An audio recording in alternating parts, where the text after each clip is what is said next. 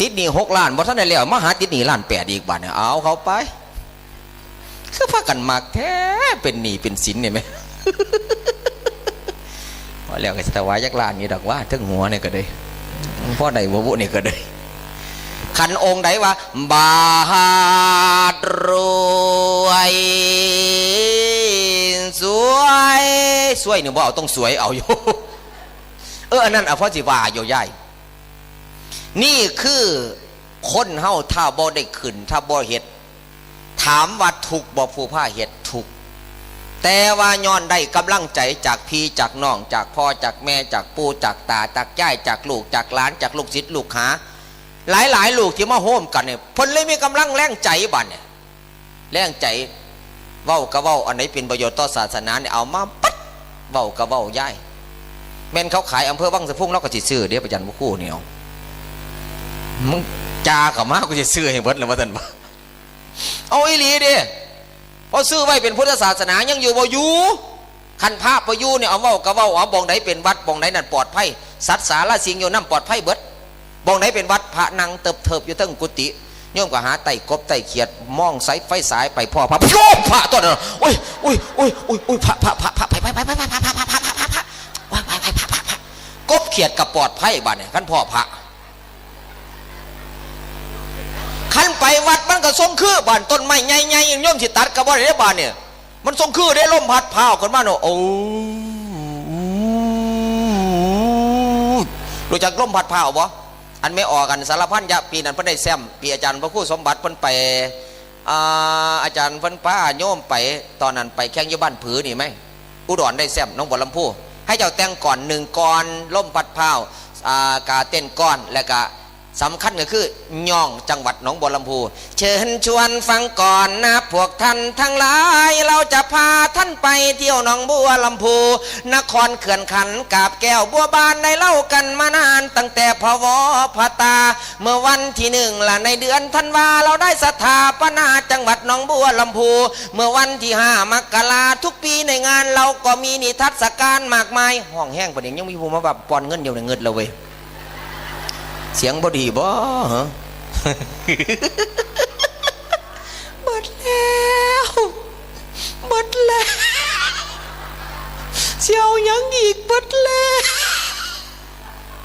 หมดโตแล้วมื่นเสียรถวัดไปส่งบ้านอยู่หมดเอาละแสดงความดีใจกับโยมที่กำลังหมดเนื้อหมดตัวในการทำบุญนะโยมนะเรามีจักรยานคันนั้นส่งถึงบ้านทุกคนเลยแต่ต้องรอคิวนะโยมนะไปได้ทีละคนแม่สุรินจะเป็นคนถีบหรือเปล่า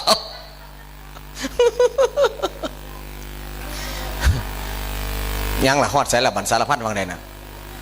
เมื่อวันที่5 มกราทุกปีในงานเราก็มีนิทรรศการมากมายมีทั้งผ้ามัดมีไล่ขิดไล่ไข่จักสานบั้งไฟของใสกัวเลียนมีทั้งหมอลำซิงละลำหมูลำก้อนมีทั้งหนังละครให้ท่านชมทุกคืนแสงสุขสู่เชิญเกตคืนได้เพิ่นตาให้พาท่านชมพระนาจังหวัดหนองบัวลำพูให้เจ้าก็ว่าไปเสียเต้นเขายอกก่อนนะเจ้าว่าไปเสียมันแต่งไงว่าไงสุดท้ายเขาก็ได้แชมป์เห็นไหมจากปีนั้นมาอาจารย์พระครูอุดมวรานวัฒน์ก็คิดอยู่ในใจตอนนั้นเป็นพระสมบัติสมเศรษโถอาจารย์สมบัติอยู่คิดละบัดเนี่ยเมื่อวังสะพุงเป็นแดนเกจิมีตำนานเซไลเราก็เซมาเพราะแบกกดหนักมาพักแล้วอยู่ก็ไม่นานแล้วก็ไปพักที่เทพคิรีโยมบ้านน้อยนาก็พากันไปนิมนต์มาลูกไหนก็ไม่เอาดันเอาเรา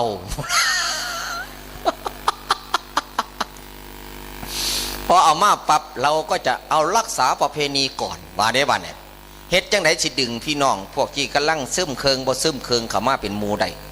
มันมีเด้พวกซึมเคิงบ่ซึมเคิงตะกี้ซึมเบิดเด้หาว่าได้ยอมไม่มีข้าวเจ้าเหรอเพิ่นประสานข้าวเหนียวว่าเป็นเนาะไม่มีข้าวเจ้าเหรอโยมสไตล์เพิ่นอาตมาก็ฟังเราเพิ่นบ่ปากซื่อว่าอย่างนั้นเรียกสิแตกเถอะวะเขาเหนียวแดกว่าได้เดี๋ยวมาเรียกข้าวจงข้าวเจ้าที่กูเป็นคนมากกว่าบ่เคยแดกกันเอาจริงๆนะโยมคนพูดขนาดนั้นคนเมานะอาจารย์แกก็คิดอย่างนี้แหละชอบบัตรชอบ ก็เลยคิดบัดเนี่ยแต่กี่งานศพนี่มีหอดอยู่ในวัดเอามาแล่นไปแล้วของง้อมนะพระอย่ายุ่งขึ้นกุฏินอนนะนี่ตัวไม่มูศพอ่ะหรือพระจะเป็นศพที่เขาเล่นไพ่เนี่ยล้อเขาเป็นมูศพยังมีปัญหาเดี๋ยวฮะยังเป็นศพอีกเดี๋ยวพระเดี๋ยวฮะ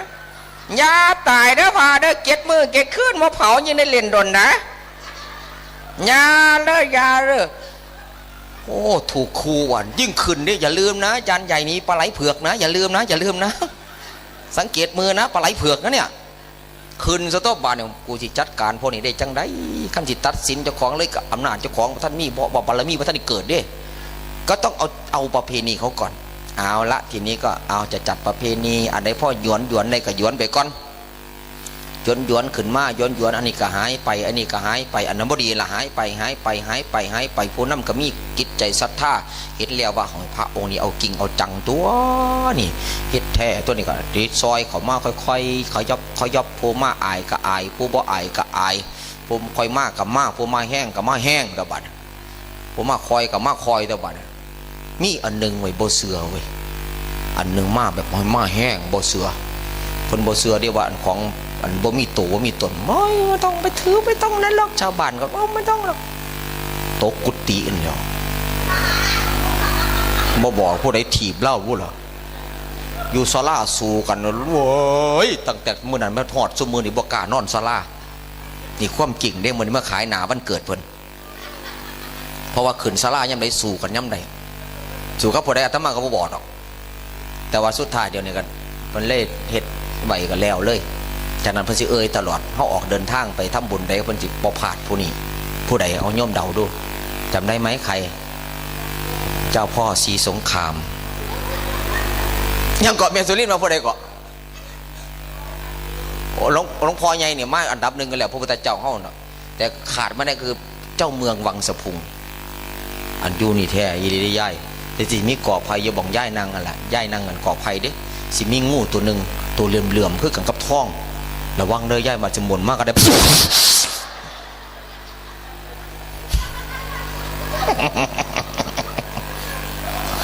แต่งูนี่หู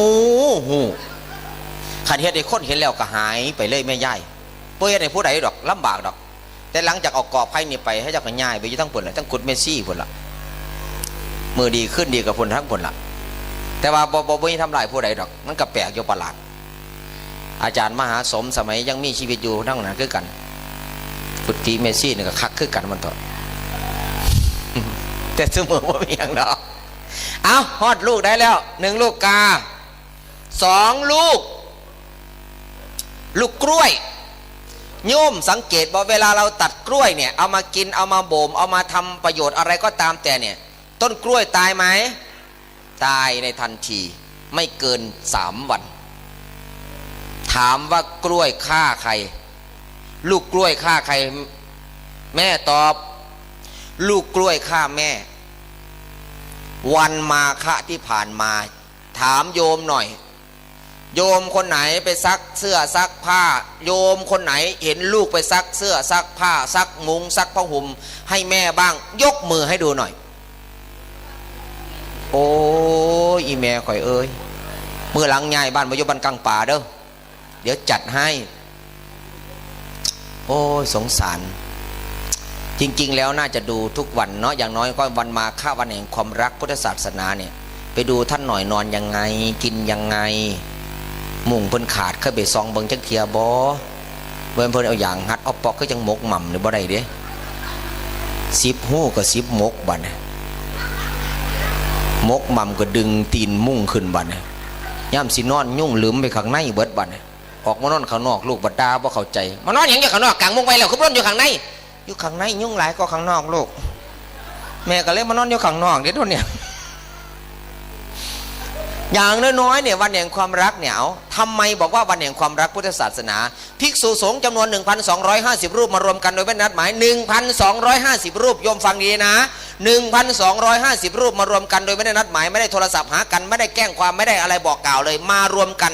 2 ภิกษุเหล่านั้นล้วนแต่เป็นภิกษุที่ภิกษุพระพุทธเจ้าบวชให้โดยเอหิภิกขุอุปสัมปทา การบวชมี2 อย่าง1เอหิภิกขุอุปสัมปทาพระเจ้าตรัสว่าเธอจงเป็นภิกษุมาเถิดทำมาเรากล่าวดีแล้วเธอจงพึ่งพรหมจรรย์เถิดว่าแค่นั้นหัวโลนเลย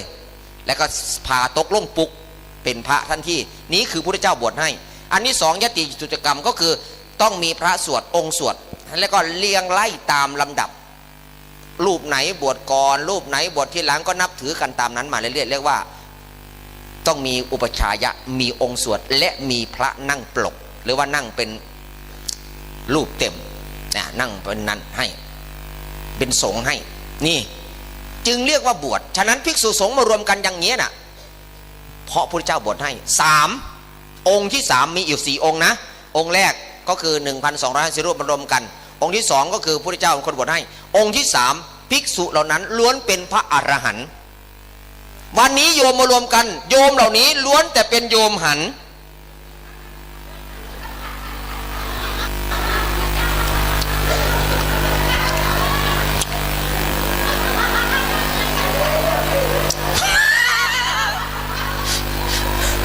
อันทั้งผีว่าเป็นตายันทั้งฟันผีเนี่ยท่านนี่นั่งโต๊ะบรรพากับพระขาวโป๊กเขาตัวยออยู่บ้านเนี่ยว่ามันผีบ้านก็ดับไฟขึ้นเขาว่าผีทั้งนั้นเนี่ยมึงแต่ละคนขาวทั้งตัวเลยบ้านเนี่ยอีพอเนี่ยคือข้างโป๊กหัวตุโซอยู่บ้านหัวตัวยอบ้านเนี่ยคือผีเล็กน้อยนะอันทั้งผีว่าเป็นตายันฝันไหนเห็นหัวอยู่นะหันซ้ายหันขวาอันองค์ที่4บ้านเนี่ยองค์ที่4วันนั้นเป็นวันเพ็ญขึ้น15ค่ำเดือน3เรียกว่าวันมาฆบูชา4องค์นี้ไม่ได้เกิดขึ้นง่ายๆเหมือนกับวันนี้โยมมาด้วย4ลักษณะใหญ่ๆ1มาแสดงออกถึงความเป็นผู้มีน้ำใจจะไม่มาได้ยังไงโยมถูกขู่ขนาดนี้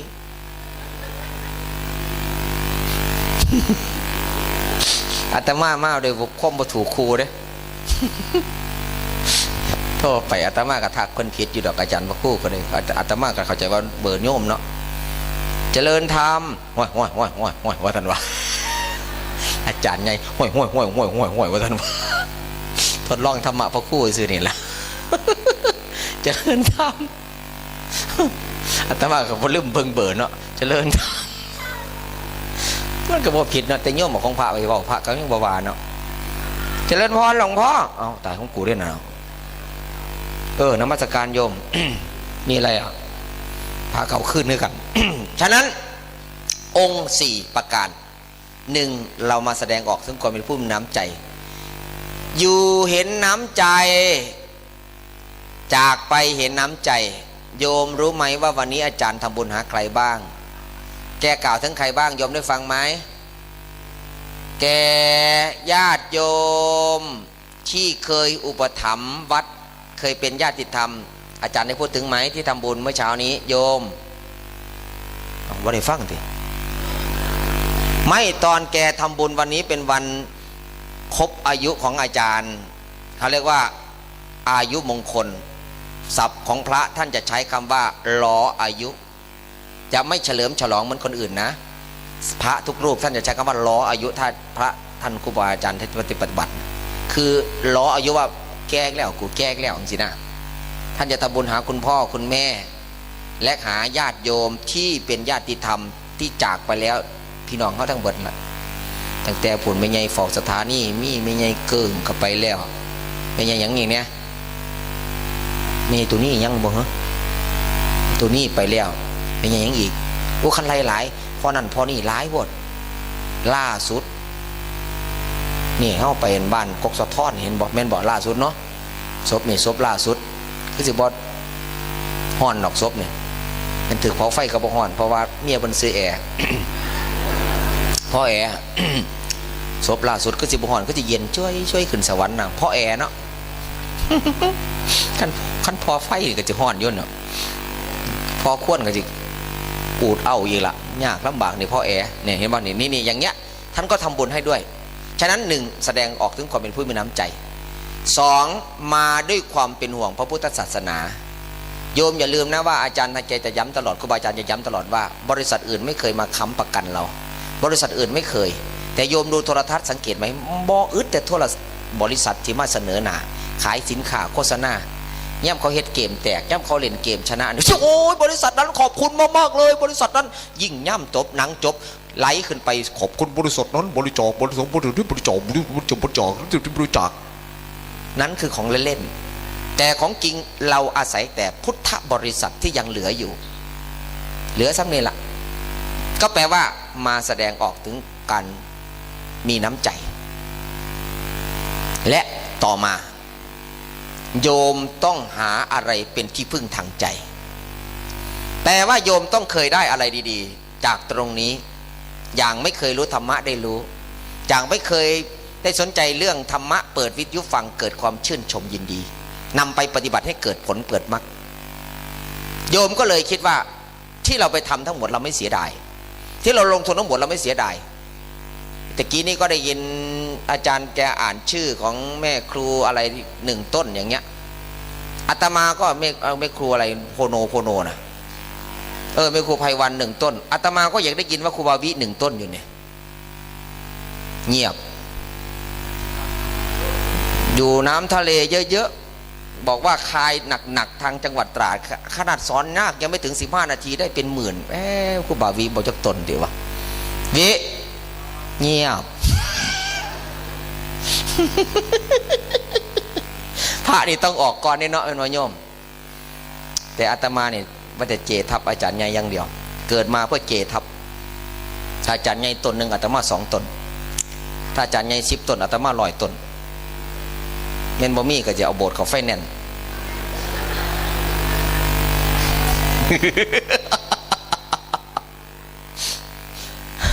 เดี๋ยวเกทับมันได้อะไรเลยโยมได้บุญแล้วบ่ได้แข่งผู้ใดเนาะแข่งเจ้าของนี่แหละเอาชนะเจ้าของให้มันได้ตัวเห็นบ่แต่กี่คนสิฮักกันบ่ฮักกันเขาก็ใส่กี่ทานไฟได้เนาะทดสอบมันบ่ใหญ่มือหลังมึงเอาผู้บ่าวมาเด้อลูกเอากี่ทานไฟวางไว้ขามันอันนึงวางไว้ขามึงอันนึงเอาเห็นอย่างแมงมันจะบ่ฮ้อนเด้กูสิเบิ่งให้ดอกวางโลดวางปรับฉันผู้ชายมันหักมันก็หยิบของเฮาออกแต่ว่ามันหักเฮาแท้แต่ซุมื้อล่องลมเบิ่งโลดคู่ได้คู่นั่นมันเสียวของมันมาใส่ของเฮาตื่มวืใหม่2 หูนะยาย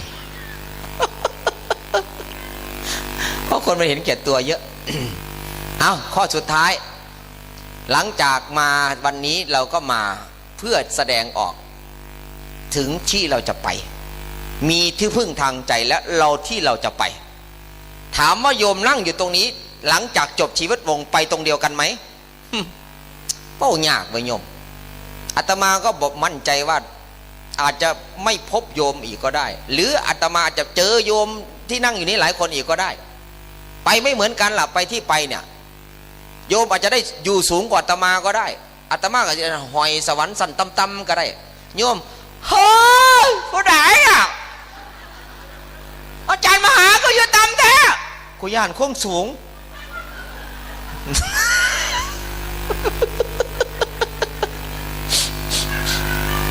หรืออาตมาอาจจะได้อยู่สูงกว่าโยมก็ได้โอ้เมตตาก็ได้อยู่สูงแท้กำลังแง่ไข่มดแดงก็ได้มันไม่แน่โยมบัวนี่มี4 เหล่าบางเหล่าพ้นน้ำเตรียมบานบางเหล่ากำลังจะบาน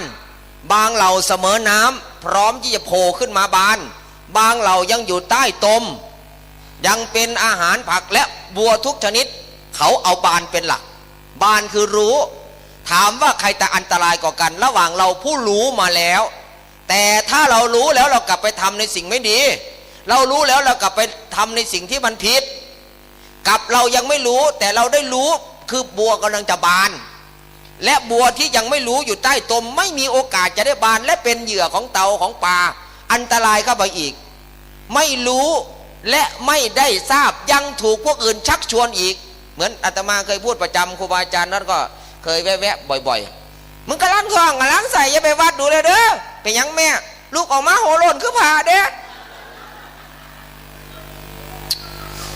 โอ้ยพระกับบ่ไหวปันไก่ดอกว่าเห็นว่าก็เลยโอ้โคตร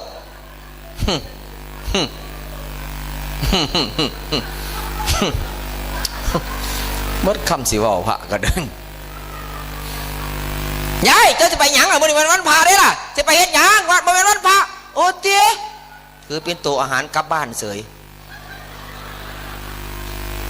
พระสันทุกคำเด้อจ้าบ่สันแต่ย่ำคำเด้อจ้าโยม1 คำกะสันเด้อจ้า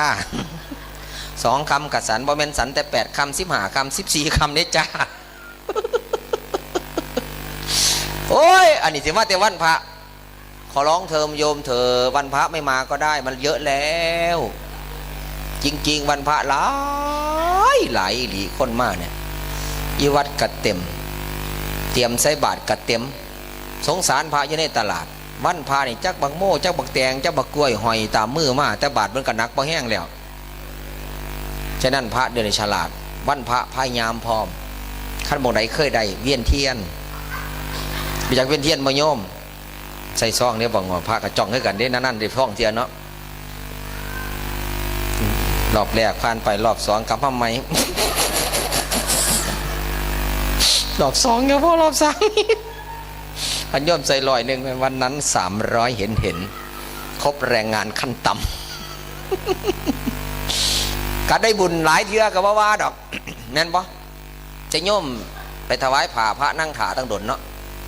จักสิเอิญไปถวายคักถวายเนี่ยผ่าพระก็ใส่บ่ได้ต้องใส่ตากแดด3 พื้นกับซ่องซอดเนาะแต่โอ้ยมันจะมาแท้เพราะศูนย์นี่มั้ยมันเลี้ยงแถวกันดีแต่ว่ามาแท้แน่นอนเลยเอาผ่าบางยังเอาห่วยโอ้ยก็ซื้อพื้นดีๆเนี่ยบัดใส่ของเจ้าของก็ไม่ได้พื้นดีๆบัดถวายพระกี่ให้ไว้เนาะข้าก็ต้องได้ไปซื้อเองกันพระซื้อเองก็เอาอีกละบาทโยมก็เดี๋ยวบอกเข้าใจเนาะนั่นบอกเอาหัวติดนั่นนะบางคนก็โคตรก็โฟดเลยแง่ไปเลยปฏิวัติหนามาตมาเด้อว่าแมนเด้อฮอนลูกได้แล้วลูกกาลูกกล้วยลูกกาฝากลูกกาฝากโยมสังเกตกาฝากขึ้นต้นไม้ต้นใดต้นนั้นสิตายแม่นบ่ตายก็เฮ็ดในต้นไม้ต้นนั้นรับอาหารบ่เต็มที่ถามว่าโยมที่มาทั้งเบิดทั้งมวลนี่มีกาฝากกันบ่กาฝากจะได้ว่าที่เกาะเกี่ยวแต่บ่รักษาไอแล้วบัดนี้แม่ค่อยหลังจากหัวมากๆไอแล้วบัดนี้กาฝากขึ้นต้นขามขึ้นต้นไม้ต้นต่างๆตายบ่ดนหมายความว่าลูกขาแม่โยมเคยได้ยินข่าวว่างูกัดคนเนาะงูตอดคนตายงูตอดคนได้รับบาดเจ็บตอดน้องอังเป่าบ่ตายคนบุญหลอดหอดเสมอนี่งูเห่าซ้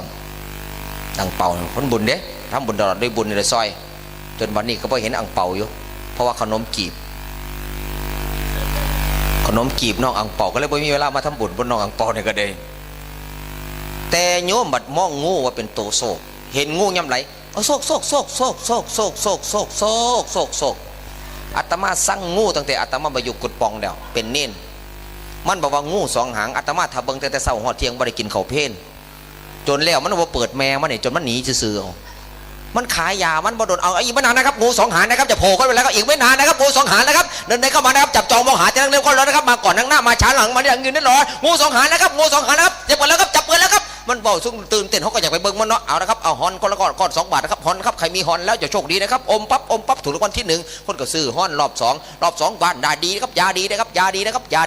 ได้จะไปแล้วสุขภาพแข็งแรงนะครับขายยาจนสุดท้ายอาตมาขัดเอาครับอย่าพึ่งไปนะครับงู2 หางจะเปิดแล้วครับกลับมาแล้วจับเปิดแล้วกลับมาเปิดจักเถี่ย2 โมงเช้าหอดเที่ยงอาตมาจะมาได้สันเพี้ยนยืนเบิ่งจุดกดปองสมัยนั้นงู2 หางโอ้เพราะว่าโศกมันบ่โศกแล้วโยมเอ้ยเห็นงูโศกต้องเว้าต่อโชคเลือดแล้วเว้าพร้อมต้องก้มไปไก่มันพร้อมเด้โชคเลือดได้เลือดตามที่ว่าตามที่ของูสิตอดคนตายงูตอดคนเกือบตายเป็นงูเฮาบัดเอิ้นโตโศกพระเมฆขาวผู้ปฏิบัติธรรม ล้วนแต่ให้สิ่งดีๆซึ่งกันและกันให้ธรรมะ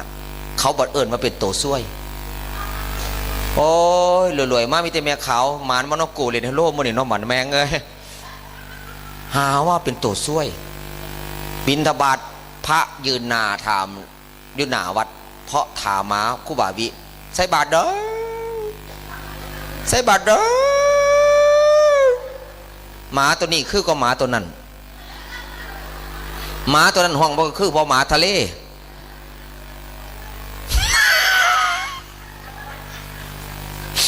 หมาตัวนี้หมาเมืองทะเลแห่งภูเขาส่วนเจ้าจะถ่วงมาคือเลยยายคันว่าพวกเจ้ามือได้พวกเจ้าทองว่าเอาคือแท้หมาเห็นเลยได้ตัวนี้ใส่บาตรเด้อพ่อห้องปรับหมาในบ้านได้ยินเสียงพระท่านในห้องหลัดซ้ำเด้เหลียวบังเจ้าของบ้านก่อนหนึ่งเข่าสุกไปโอ้กำลังอ่ายทวนอยู่ตัวเอายกแล้วซิดแล้วเทใส่ติ๊บเข่าแล้วพร้อมแล้วตัวบ้านเนี่ยพร้อมแล้ว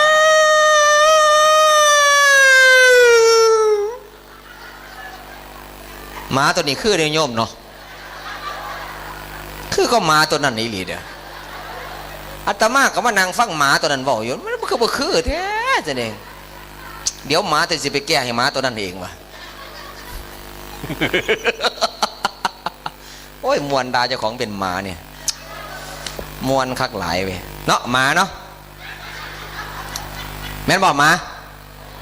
เงียบเว้ยหมาตอนบ่ปากเว้ยพ่อบอกว่าใส่บาตรเด้อท่านหมาบัดกับบอนิ่งนอนใจบันออกใบอนุโมทนาบัตรให้บันอนุโมทนาบุ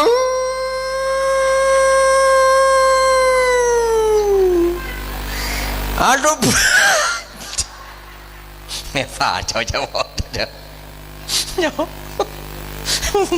ยืนยันว่าใครคือหมาเลยคนจังได้ยินปับหมาทรงเสียงปุบพระจังเคลื่อนย้ายออกบิณฑบาตนั่นคือหมาเห็นงูตัวซ้วยเห็นพระว่าตัวซ้วยเห็นงูตัวโศกเห็นพระตัวซ้วยเอาละโยมถามจะคำเนี่ยตั้งแต่เกิดไงเท่าปานิมาเนี่ยเคยได้ยินข่าวว่าพระกัดคนเขาโรงพยาบาลมั้ยมาคุยกันเอาเป็นๆซะมะเอาอีหลีอีหลอนี่บ่เว้าเล่นเด้เอาย้ายไปยังก็ได้มานอนเขาแหนมเกียวของพ่อผมคู่กันกวดบาดผิดเวลากาดเข้าหมอมาเป็นบาดพยักย้ายเนี่ยหนักกว่าย้ายพวกคู่อยู่วัดกัดเป็นอีโบลาที่บาดที่อีโบลาเป็นต่างประเทศย้ายนั่นลูกพ่อพระท่านได้กลับเป็นโรคไข้หวัดนก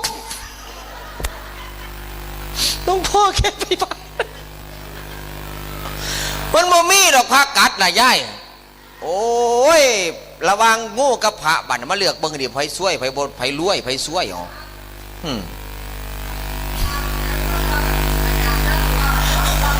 โอ้ติ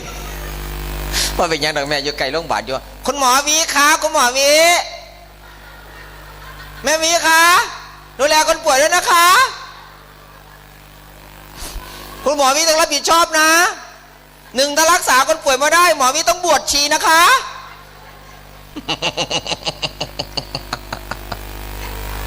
เอารับประกันโยมไม่มีใครตายดอกสบายที่ตายเนี่ยพวกนอนมาท่านตื่นเท่านั้นล่ะตายแท้วะเขานั่งหัวแตกคึมๆเจ้าของนอนเซ้อเพราะฉะนั้นไปแล้วนั่นนะก็เลยเอ้ยเอาเบียงดอกก็สินอนมาอิ่มที่อยู่บ้านก็ได้แล้วมานอนสดเสื้ออยู่วัดเขาย้ายมองขึ้นไปทั้งศาลาเถอะไปให้เจ้านอนซะอยู่นี่น้อมรบกวนให้เจ้านะเนาะเป็นบาปเป็นกรรมเนาะเขาขึ้นไปทั้งศาลาเนาะบัดเนาะแล้วก็ดับไฟให้เรียบร้อยเดี๋ยวก็ให้ครูบาวีปลอมเสียงบัดเนี่ยโอ้โอ้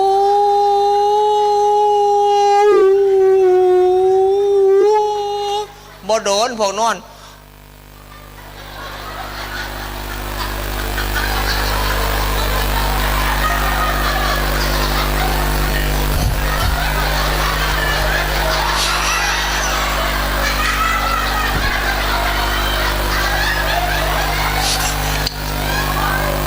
โยมอย่าลืมคาถากันผีเด้อ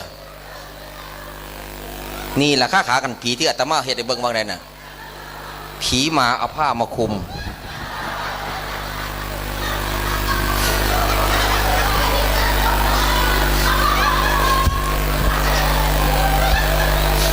โอ้ยเสียดายพวกทั้งบ้านบ่เห็นภาพเด้อวะโอ้สันละบ่อยากมาหลายอ่ะบ่เห็นภาพเด็ดเลยให้จนน้ำตาแตกย้อมไก่เนี่ยก็เลยนี่คือลูกที่สามลูกกาฝากขาแม่ขาพออย่างเดียวที่มีจักต้นขึ้นต้นไหนเตรียมพร้อมแต่ปะนั้นเฮาเก่าลูกมาสู้มาเซยกาฝากแต่ละต้นเราก็มาทำเป็นของขลังเห็นปะกาฝากกันขนุนกาฝากอีอย่างในบุล่ะเอาไม่เป็นของขลังบัดเนี่ยเฮาก็ไปขนมาเบิดกองเอเล่มีพระของคอตั้งแต่องค์แรกองค์ที่สองจักวัดละคั่งวัดโป่งวัดไอกองวัดยังเต็มข้อบัดมันย่ำเกิดเหตุไล่นิ่งกันในองค์ไหนสิออกก่อนผู้บัดเนี่ยขั้นอาราธนาพระเข้าใจแล้วนี่อยู่ในอกในจิตในใจจบเลยเพิ่นจะติดตามตัวห้องไปตลอดคันอยู่ในมือเนี่ยอาตมาเคยบอกให้โยมฟังแล้วจำได้บอลคนออกลูกตะกี้เนี่ยเอาตีนสินแม่เนี่ยมัดใส่แขนให้มัดใส่เอวให้มัดใส่บักหลอดให้คนเข้าใจว่าตีนสินขังและศักดิ์สิทธิ์ที่จริงมันบ่ได้เกี่ยวกับตีนสินมันขึ้นอยู่กับพลังใจของลูกที่แม่กับพ่อให้มาเนี่ยเลือดเนื้อที่พ่อแม่ให้มาเนี่ยเข้าใจว่าของขังผู้นั้นก็ตายผู้นี้ก็ตายปืนเขายิ่งเอาโจรเขายิ่งเอาไปรักษาประเทศชาติบ้านเมืองเป็นทหารเนี่ยมันก็ถึกระเบิดในกระปืนน้ำเอาปืนก็บ่ดังซ้ำระเบิดดอกระเบิดมันดังแห้งปืนก็ดังค่อยๆซ้ำนี่ส่วนระเบิดดังก็นี่บอกว่าอันเทวนี่ก็คิดว่าของขังกูอยู่ใส่คนมาเบิดบั่นปลอดอยู่แอวกันดึงปดขึ้นมาเพราะมันอยู่แอวมันอยู่ตารางผลมันบริรักษากันเทิงมันบริอยู่ไก่มืออยู่กับมือกับปืนใกล้ๆกันยิ่งเอามันก็ยังบอกขักอยู่กันในมือบั่นไม่ใช่จังไหนมันอยู่ไก่เจ้าของที่สุดไก่ตาก็ยำต้อบั่นกัดพร้อมยิ่งไปน้ำกัดพร้อมยิ่งไปน้ำอันเบิ้งแต่โจรบั่นมันลืมเบิ้งขาเจ้าของเตะคอนไม้บั่นบักหลอดลุดปากเฮ้ยปุ๊บโจรกับโพโลมาสิข้าวแต่บักหลอดก็ยังเขายิ่งเจ้าของตายมือหนึ่งคับมือหนึ่งยิ่งมือหนึ่งคับมือหนึ่งยิ่งก็คิดว่าบักหลอดนี่มุมเขาปากโมแมนแล้วเขียดนี่แล้วเขียดกับเขียดเป็นมุมเขาปากมันก็หนีตายตัวกันเขียดก็เลยมุมกับมันก็เต้นดุงอยู่ในปากเนาะเข้าใจผิดโอ้ของแม่กูขึ้นแล้วตีนสินแม่กูขึ้นละบาดเนี่ยปัดโทษเต้นดุงตีนสินแม่กูขึ้นแล้วตลอดแล้วพ่อย่านแม่บันคิดยางใส่แล้วบัดเนี่ยยางแลนเขาบอกจะเข้าไประเบิดตุ่มเสยยิ่งเขานี่เขาโจรตายเบิดเขาก็เก็บศพโจรเบิดแล้วก็เลยสิค่ายบักหลอดมาใส่แอวค่ายออกมาเขียดนอนตายอยู่เกเรอยู่เอาบักหลอดแม่กูก็กลายเป็นเขียดว่าบ้านเลยวะเลยมาคิดถึงภาพบักหลอดรถจะปากกูค้ำหาโอ้ยตายเขียดตัวหนึ่งมุมเขาปากมันได้แท้หลอดย่อนเขียดมันพัดเต้นย่ายมันพัดเต้นไปแกนั่นเต้นไปแกนี่เห็นบ่ก็เลยว่าโอ้คุณพ่อคุณแม่บัดอยู่ข้างในตัวเนี่ยออกจากบ้านพ่อแม่บอกแล้วมึงไงมึงไปรถมึงไงมันนับกูเป็นแม่ยักยาออกไปงัวควายส้นมึงตายรถส้นมึงตายได้ไหมพ่อไปหอดถึกรถส้นกันมันนึกหาคุณพ่อคุณแม่บัดเนี่ย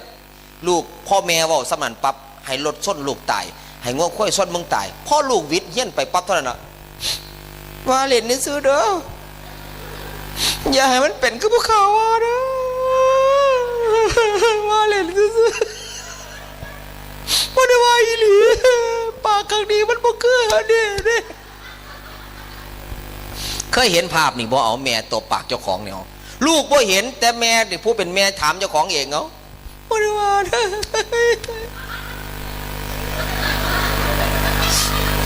แม่ได้เป็นผู้เหตุหนาว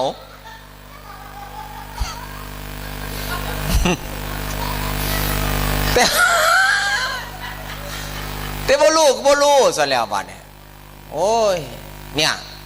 ฉะนั้นลูกพ่อหูมีลูกที่สี่ลูกสุดท้าย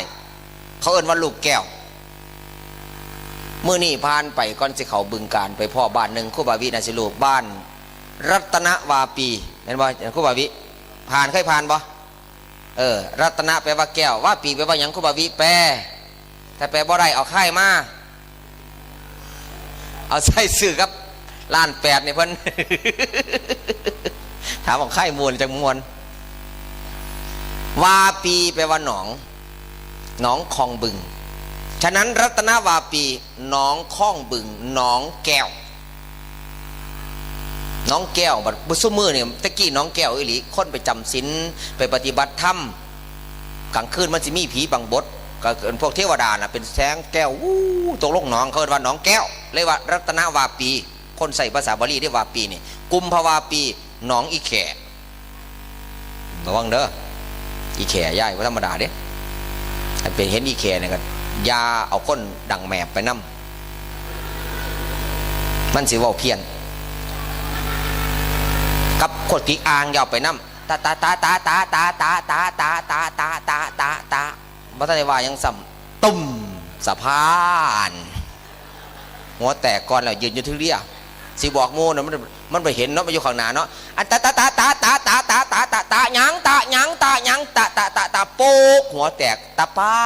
นมือหลังบ้านเนี่ยตาตาตาตาตาตาตาตาตาสะพานแม่นบ่โดดเลือดทุกคนตะเค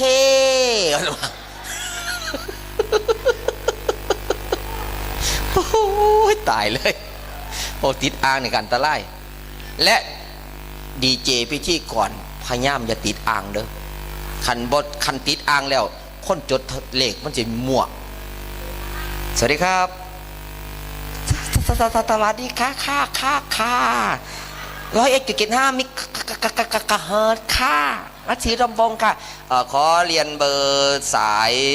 ของวัดนะครับเพื่อจะโอนเงินเข้าไปช่วยเงิน1,800,000ที่ซื้อที่ดินทำเป็นถนนออกมาจดนะครับผมกำลังจะจดครับบักโชมากกับโว้น้ำเขาบัดเนี่ยเล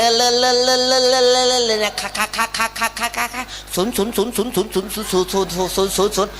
05ตัวใช่ไหมครับตัวเดียวค่ะตัวเดียวเอาทำไมพูด5ตัวนะครับไปเยอะเฉยๆโอ้ย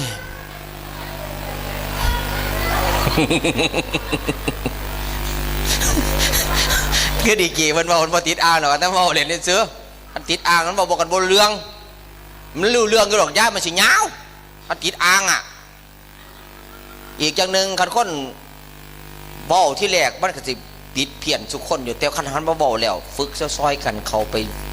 สถานีซอยกันมันเก่งย่ายที่แรกก็บอกเป็นเด้จักสิสวัสดีเพก่อนจักสิเข้าลบผู้ใดสวัสดี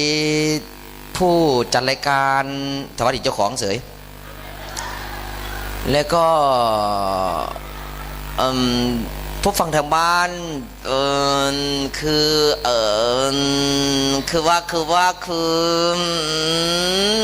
ือจังเบงขี่นี่ไม่เอาคิดบ่ออกว่าไรนี่ไม่เอาแปลว่ายังไม่ได้ฝึกถ้าขั้นเสียเวลาโยมจำไว้เด้อ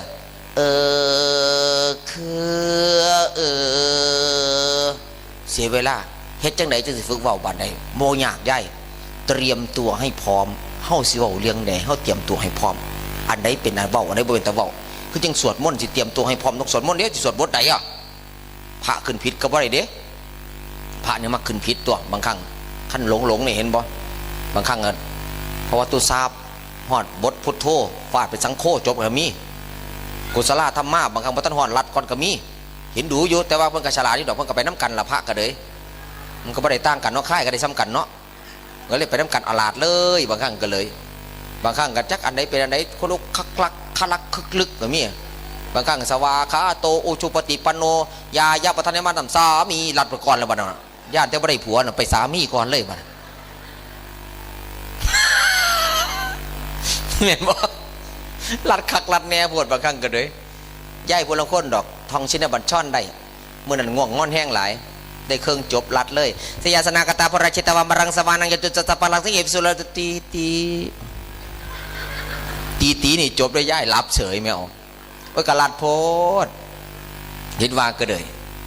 ฉะนั้นลูกแก้วนี่เฮ็ดจังไหนบัดนี่สิเฮ็ดให้พ่อแม่ชื่นใจแก้วรัตนไตร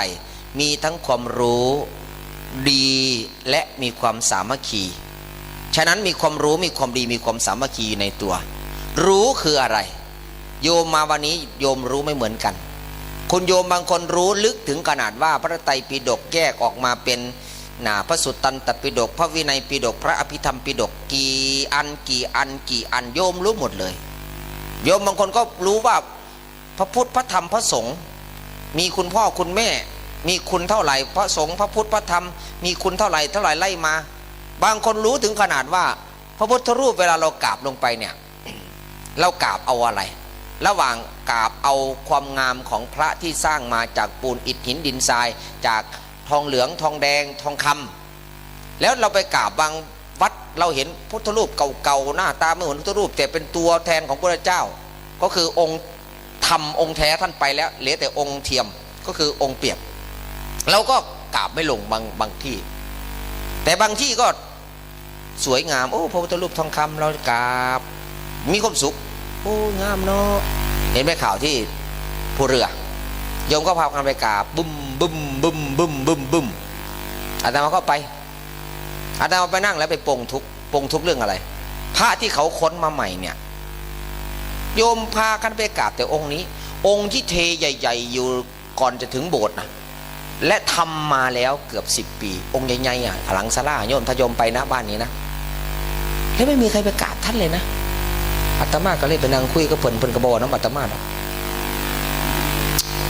กราบเพิ่นแล้วแหละกำลังจะกราบคารวะเพิ่นแล้วโอ้หลวงพ่อเกิดก่อนเขาเนาะแต่ว่าเขาบ่สนใจเขาเนาะหลวงพ่อโอ้เนาะหลวงพ่อเนาะหรือมันหลวงพ่อใหญ่บ่ฮะหลวงพ่อใหญ่เกินไปทีนึงอาตมาก็บ่เล่นก็เพิ่นสินะบ่แล้วก็มวนอยู่นี่แหละยายบ่อยู่บ่ได้เถียงแม่คือโยมเป็นอย่างคืออุ้มลูกเทพองเป็นอย่างคืออุ้มตุ๊กตาคอรอแคลนว่าเป็นลูกเทพเพราะว่าลูกเทพมันบ่เถียงเฮายังก็น้ำกันหมดเลยเห็นบ่ขัน2 คนนั่งคุยกันมันเถียงกันเด้ขนาดหนังฟิล์มหนังเขาตัดออกสมัยก่อนเป็นคนเนาะเอาฟิล์มหนังว่าซองเมืองแดดหนังเรียงเดียวกันเบิ่งน้ำกันกันยังเถียงกันเนี่ยโอ้บักฆ่ามันบักฆ่านี่มันไม่มีใครฟังไผมีแต่บักภาคอย่างเดียวบัดมีแต่ผู้ภาคให้กันฟังบัดเนี่ยแต่มีตุ๊กตาลูกน้อยๆบัดโอ้อุ้มไปใส่เนี่ยอ๋อเจ้าของได้ให้โชคแม่เนาะแม่จะซื้อลอตเตอรี่แล้วนะเฮ้ยลูกเนี่ยเห็นบ่เป้าอ๋อเจ้าของเองมันก็มีกำลังใจดีตัวเห็นบ่สันน่ะโยมอยู่คนเดียวเป็นอย่างโยมก็ได้ดังใจแต่โยมอยู่หลายคนเป็นอย่างโยมหรือบ่มีกำลังใจอ๋อเป็นอย่างโยมก็จงเฮ้ยแน่เห็นบ่เพราะว่าใจเฮาบ่ดีขั้นใจดีอยู่น้ำไผก็ใจดีอยู่น้ำพีน้ำนองก็ใจดีอยู่นี่ก็ใจดีคนละคนอยู่บ้านดีเด้แต่ว่ามันนี่เริ่มทางดังหืดๆแล้วคนละคนอยู่บ้านบัดมีความทุกข์บัดมานี่โอ้ยมีความสุขมันต่างกันมองไหนบ้านเนี่ยอยู่คือกันแต่บ่คือกันอยู่บ้านยากก็ยากลองไปนั่งสมาธิเบิ่งเด้อเริ่มกลับมืออื่นก็เริ่มบ่เสือเอาจะกดแม่แล้วลูกเด้อแม่จะนั่งสมาธิ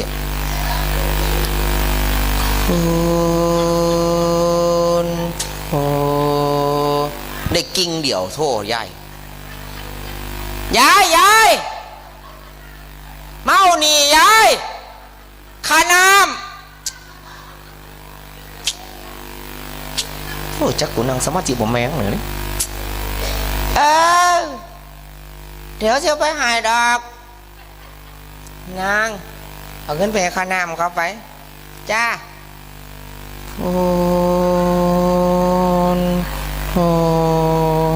เท่าเฮ็ดอาหารไปเฮ็ดอาหารมื้อนี้เจ้ายังกินอันอยู่ในครัวเฮ็ดแล้วไปกินโลดขอจะนั่งสมาธิ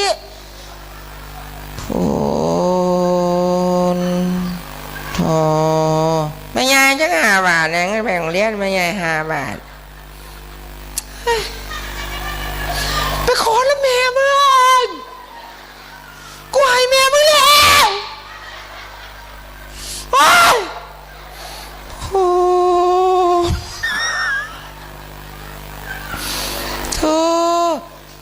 เท้าไปสอนป่าเฮ้ยไปว่าไปสอนป่าแล้วกู กูว่าขาสาดกูจะนั่งสมาธิโอ้โธ่ครับพี่น้องครับปลาแดกแทบปลาดานวดปวดจะคู่หอมไปหอดให้ครับบุษบใหญ่บ่ลองซิบเดือบ่ได้ใส่ขี้หมูบ่ได้ใส่ขี้แกะบ่ได้ใส่ขี้คนก็เดือดของคนแต่ว่าก้อนแก่นแสนว่าแซ่บคือปลาแดกขนอนเป็นตาอ่อนซ่อนตะหนอนยิ้มใส่มันใส่บันขวบันหน้าบันได้ครับปลาแดกได้ครับเด้อปลาแดกเด้อปลาแดกได้ครับเด้อปลาแดกตัวใหญ่แซ่บอ่อนแซ่บได้ครับเด้อปลาแดกได้ครับเด้อ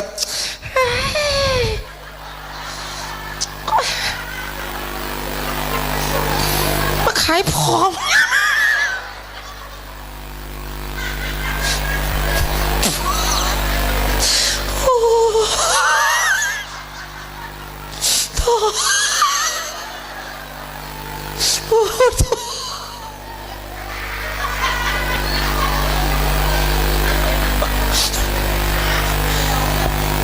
หนึ่งมันบ่สับป่ายะอยู่บ้านนี่ยาย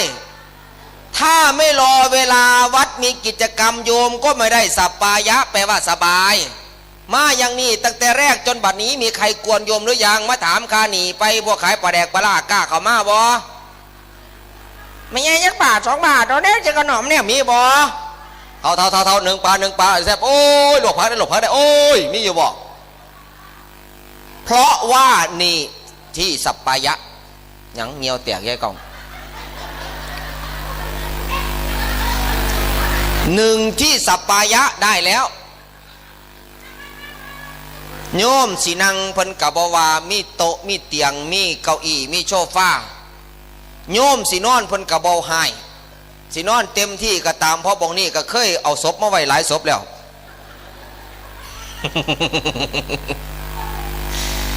นี่คือเหตุผลที่ว่าวัดเป็นสถานที่สัปปายะไม่มีใครรบกวน2บุคละสัปปายะบุคคลสัปปายะเข้ามาล้วนจะเป็นพี่เป็นน้องกันเอิ้นกันเสมอกันเอิ้นเอี่ยเอิ้นอ้ายเอิ้นน้องเอิ้นนุงเป็นเซียวสูงต่ำเอิ้นกันตามนั้นบ่ได้ถือว่าเจ้ามีเจ้าบ่มี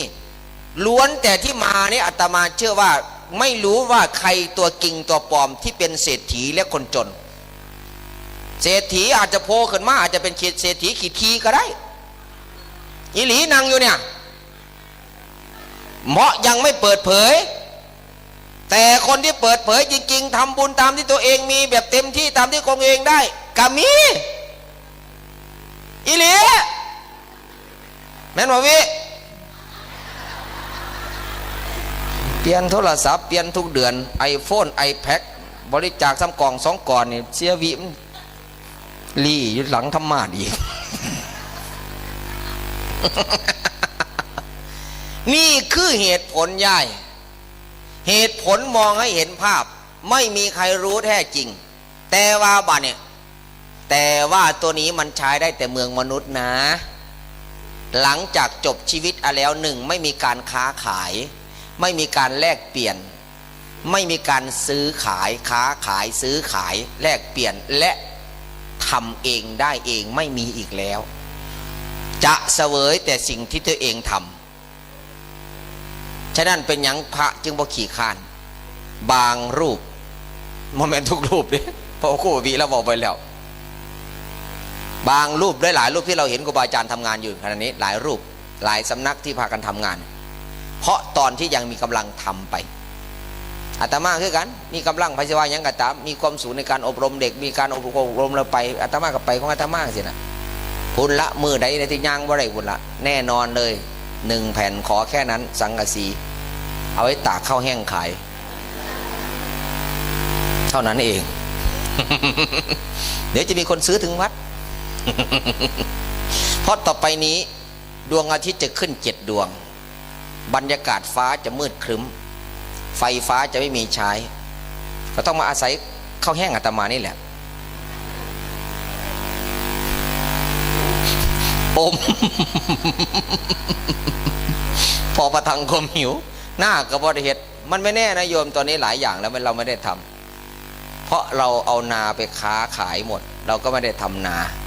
ภูเขาเราก็ไปม้างทลายหมดเราก็ไม่ได้ไปหาต้นไม้ไปหาสิ่งของอยู่ในภูเขาที่มันเป็นของป่า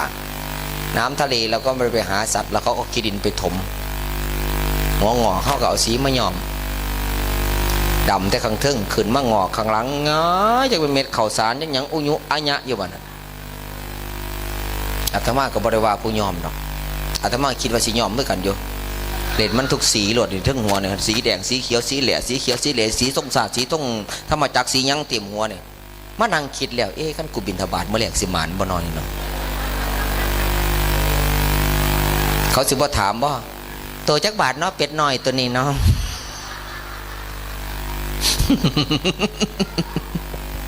เขาเจียนเขาเป็นเป็ดเป็นไก่ไว้เนี่ยเพราะว่าเขาเอาสีไปสีดหัวมันเนาะเป็นแต่สงส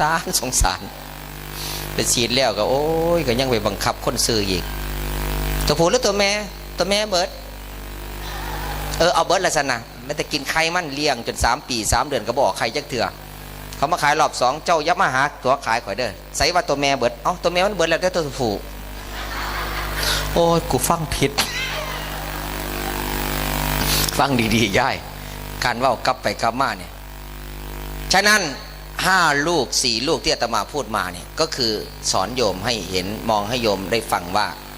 ลูกอะไรที่ทำให้เรามีประโยชน์